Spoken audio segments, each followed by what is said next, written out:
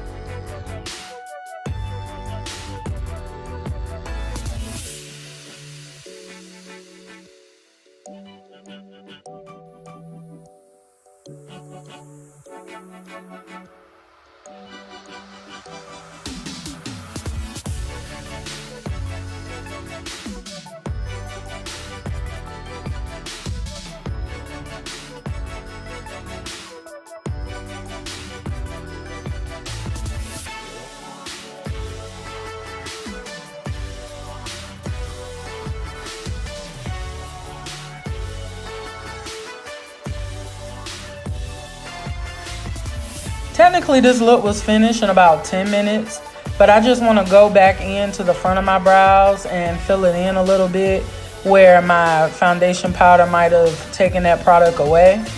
And then I'm just going to curl my lashes and put on some mascara just to pull the look together.